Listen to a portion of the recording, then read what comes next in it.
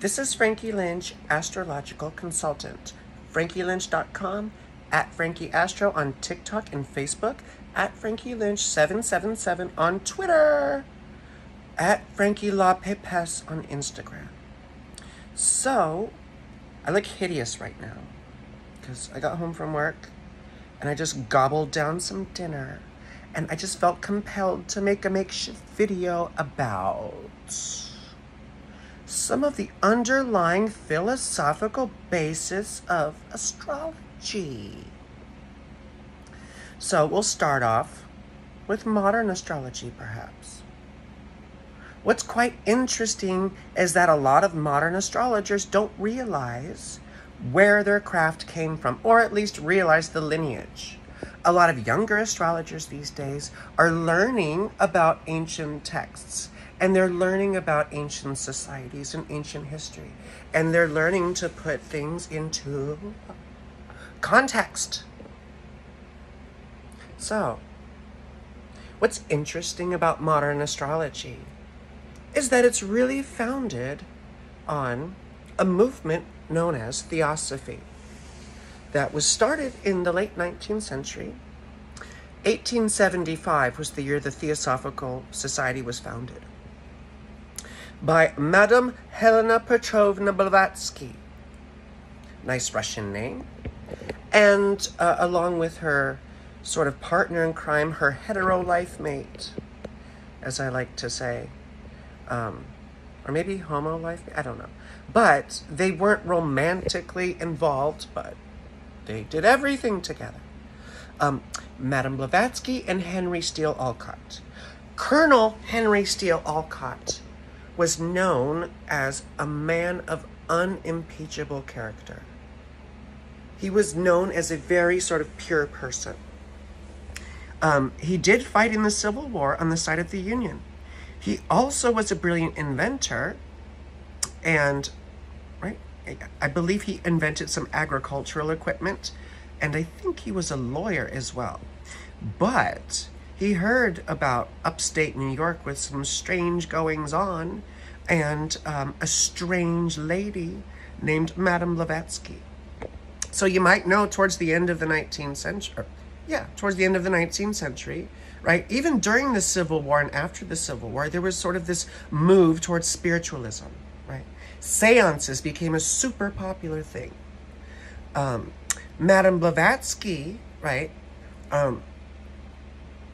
I believe her name was Helena Petrovna. That was her last name, but that was her maiden name, I believe. Let's go with that. This is all off the cuff, okay? So for being off the cuff, I think I'm doing pretty well. So anyway, Madame Blavatsky, as a young girl, was very incorrigible and all this sort of stuff. She even put her foot into boiling, scalding water to get out of a cotillion dance, right? She was sort of forced into marriage with this old toad named Blavatsky. She got his name, and she scurried off to do all this amazing esoteric work. Regardless of what you think about her in the Theosophical Society, she did amazing things, and things that reverberated throughout history until now, right? Stuff that we'll go over in a bit. But according to its own philosophical lore, I suppose you could say, Madame Blavatsky was an initiate, right? Whatever that means, an occult initiate, someone who's gone through significant expansions of consciousness and have a much wider frame of awareness than little old us. So, you don't have to believe this or that. That's just sort of the tradition. Anyway, so Madame Blavatsky and Colonel Henry Steele Olcott were particularly interested in bridging the religious traditions of the East and West, because the whole sort of tenet of theosophy was that there's sort of a golden thread running through all the world's religions, all the mystical movements, reaching far back into time immemorial, distant antiquity, stretching through, meandering a circuitous route until it terminates here in certain modern movements. We could talk about those a different day. Okay. So anyway, theosophy. Oh, and again, according to, I've read this in multiple places. I've had people dispute it with me, but Henry Steele Olcott and Madame Blavatsky reintroduced Buddhist catechisms into Sri Lanka, or what was known as Ceylon at the time, because they were a British colony, right? And when the British colonized, you can't have any of your traditions anymore. So Buddhism had been outlawed, or not, you weren't supposed to be practicing Buddhism in Ceylon at the time. Meanwhile, this crazy Russian lady and this weird long-beard American dude show up and start reintroducing these Buddhist catechisms and starting to try and foster the growth of Buddhism again in Sri Lanka. The criticism that often comes up about this and theosophy in general is that they sort of westernize or colonize traditions like Buddhism, for one, Hinduism, yeah, and sort of westernize it, right, for lack of a better term, and sort of don't extend to it the same philosophical depth or richness that it has from its own tradition, as opposed to being presented again through a Western lens, right? When you read Buddhist texts, they're quite amazing. I'm so stuck on Nagarjuna's The Middle Way right now. I digress, but I just have to say this. It exists as an eternalist view. It doesn't exist as an annihilationist idea. Therefore, the wise person finds recourse neither in existence nor non-existence. Again, I'm digressing. What were we talking about? Oh yeah, theosophy. So yes, theosophy was a very impactful movement. Madame Blavatsky and Henry Steele Olcott then founded the Theosophical Society in 1875. And it would go on to influence some big major world movements. So, number one, Indian independence. Mahatma Gandhi, formerly known as Mohandas Gandhi, was apparently given the name Mahatma from, gosh, what's her name? Annie Besant, who was another big theosophist. Annie Besant. So Gandhi was briefly a theosophist. And he even had photos on his walls, apparently, of Annie Besant and even Madame Blavatsky. So who was Annie Besant? She was a remarkable woman. So in the late 19th century, early 20th century, she was one of the few fighting fervently against imperialism and against patriarchy. She was English, yes. She fought for women's rights and women's suffrage. She was a socialist, so she also was fighting on behalf of the poor and the oppressed. And she also was anti-imperialist. She fought for Indian independence and was a supporter of other independence movements of other British colonies. So, Gandhi was educated in England, right? He was trained in the West. He was a lawyer. It was Annie Besant that got him to read the Bhagavad Gita. He'd never read it before. And he credited Annie Besant as being one of the driving motivators, or one of the driving forces in Indian independence. She was one of the primary supporters, and giving it sort of extra emphasis and force. So it's quite interesting, because then Gandhi went on to influence Martin Luther King Jr. And it's quite interesting, Martin Luther King Jr. wasn't a theosophist per se. he was very interested in Gandhi's tradition. But Martin Luther King Jr. was made a Mason posthumously, so which is quite interesting. And if you look at some of the things Martin Luther King Jr. said, there's some very esoteric occult stuff in that. Like he said, I have been to the mountaintop, right? It's the mountaintop of initiation. That's where you behold the view, the vista, right? The vision of what could be, the vision of the plan within the mind of the universe. I mean, the mind of God, we can say. The G word is, I have issues with it these days. So, I never did before.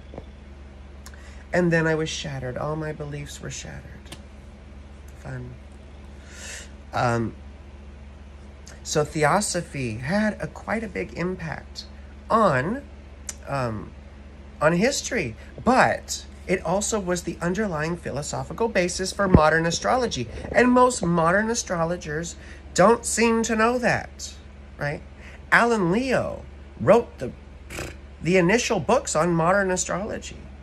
Alan Leo was a theosophist. And then Dane Rudyard. That's not even his real name.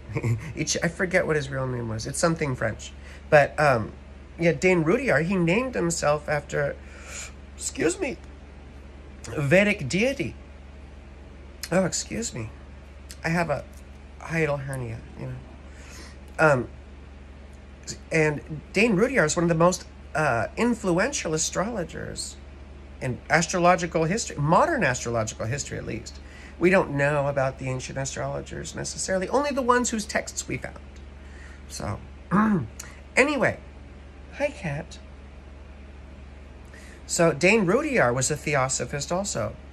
Dane Rudyard was also a student of Alice Bailey, right? Who was Alice Bailey? Alice Bailey was also a theosophist, but eventually broke away from theosophy and started the arcane school, and actually started a Masonic order called Grand Lodge Ancient Universal Mysteries, which is actually still around today in a different incarnation, but the lineage is there. So anyway, so theosophy, like I said, was the underlying philosophical basis for modern astrology. When Alan Leo and Dane Rudyard wrote those books, they had theosophical principles as their lens. Yeah? And so you can see that reflected quite a bit in modern astrology. And this is sort of the bone that many young, ancient, and traditional astrologers have to pick with modern astrologers and with theosophy in general. Number one, they object to, I understand this argument too, to the westernization of indigenous cultures, yes. But they also object, it said low battery. But they also object to a lot of the astrological techniques from ancient astrology. They object to the idea of, I'm talking about modern astrologers now, and their view towards ancient astrology, right? Modern astrologers object to the whole concept of malefic and benefic, right? They don't like that. I don't like that. It's bad or good. Nothing's bad or good. Well, yes, ultimately, right, for consciousness or your soul, again, a word I don't like, but, whatever. For your consciousness or soul, things may not be good or bad, but for you, how you experience them in the world as a human entity, as a body with emotions and a mind who feels and experiences things can be agonizing, right? When you're having, fire ants on your legs, you're like, oh, this is another experience to deplete my karma. No, you're like, ants, ants. It hurts. They bite. Fire. Anyway, so theosophy, right, gave rise to Alice Bailey. And Alice Bailey actually wrote the book on esoteric astrology called Esoteric Astrology. Alan Leo had written an earlier book called Esoteric Astrology. But Alice Bailey's case was a bit peculiar and a bit different than everyone else. When Alice Bailey was about 15, she reports having been visited by an elderly man in a turban who told her to chill the F out because she would have stuff to do when she got older. Alice Bailey became an evangelical preacher in England. She was a firebrand preacher, according to one astrologer who, sort of close with, who passed away. She was a Leo rising, so that put her Saturn in the 9th house. So Saturn in the 9th house, people like me can be extremely incredulous and atheistic, or extremely fanatical about religious beliefs. So I tend to oscillate back and forth based on, my understanding from moment to moment. So Alice Bailey wrote the book Esoteric Astrology, and that's mostly what, I studied. So I, got involved in some theosophical teaching, and therefore esoteric astrology, right, was my introduction to everything. Then I found ancient astrology, and they can be used very well in tandem. But again, this is a digression. So, theosophy. Right, theosophy itself, if you read the writings of Madame Blavatsky, and she wrote treatises on Platonism, right, Neoplatonism. And then if you read her book, The Secret Doctrine, there's a lot of Hermeticism in there. She alludes back to Egypt a lot. And the Hermetica we know came out of Egypt, right, during the Hellenistic period. The technical Hermetica could go back as far as the 3rd century BC. But what we know is the philosophical Hermetica was most likely from the 1st to the 3rd century CE. What we used to say is AD, right? I always lose my train of thought. But you can see a lot of those elements in there, right? What's interesting, right, is that theosophy is the philosophical basis for modern astrology. And theosophy itself has, for its philosophical basis, right, Hermeticism, Platonism, Neoplatonism, stoicism, yeah, and other philosophies too. I mean, she brings in Hinduism, and she brings in Buddhism, and all this sort of stuff.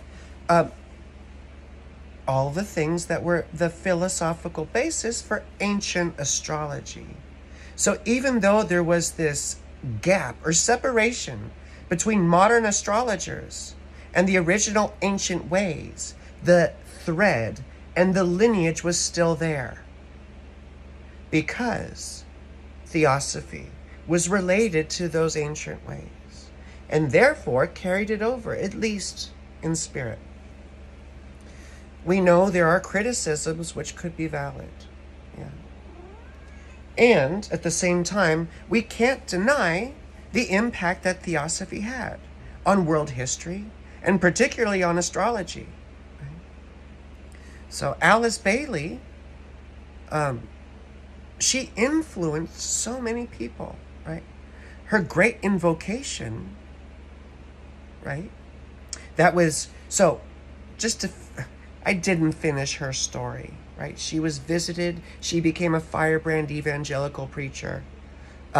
Eventually, she found she married this guy named Walter Evans, and he was abusive and he was nasty and all that sort of thing. And she left him, went to America, and found, or maybe she came to America with him. It doesn't matter. But she joined the Theosophical Society, right? She was a single mom with 2 children, learning about all this amazing stuff, right? And she eventually married a nice man named Foster Bailey, very political guy who wrote some wonderful, like, letters to the editor and political treatises on stuff here and there. So it's all very interesting stuff. But Alice Bailey, like I said, joined the Theosophical Society, and then reports having been contacted or tapped telepathically by one Tibetan master who goes by the Tibetan, but later revealed his name to be Jwal Khul, or going by DK for short. The Master DK. And so Alice Bailey reported that it was through the Master DK that she got all this information on esoteric teaching, esoteric astrology, esoteric healing, the centers, right, the chakras, all this sort of stuff, right, came through DK. There were a few books that she wrote on her own, which were not written by DK. But that's just to give you a little bit of background on that, because Alice Bailey and Helena Blavatsky together are inextricable from astrology these days, whether or not you actually know them. Okay? So it's good to get familiar with them and realize that their own tradition can be seen at least stretching back to the Hellenistic period and to Egypt at that point. And they obviously make the case, right? But you can believe it or not believe it, that that tradition actually stretches back into time immemorial, like I said. So, ancient astrology, right? Like I said, has it for its philosophical basis. Neoplatonism, Platonism, stoicism, Hermeticism in particular, right? And all these philosophies then get carried over into theosophy. And ancient astrological techniques are coming back, and they're proving themselves to be quite useful, and they're proving themselves to be quite practical. And when used with the esoteric tradition, which is all about the evolution of consciousness and the evolution of the soul through the medium of the form or the bodies over the course of many lives, as one is learning to discern the source from whence we came and identify with it progressively. Becoming at one with your source. And again, this is stuff that you don't need to believe, because believing in things is kind of a waste. You have to prove things to yourself. It's very easy to believe stuff. It's very passive. I believe, I'm saved, right? But to go find out and to go on a quest in mind, in heart, and in consciousness, that's a whole different order, right? That's an investigation that rarely takes place. I think I've spoken enough about all this. This is Frankie Lynch. I love you.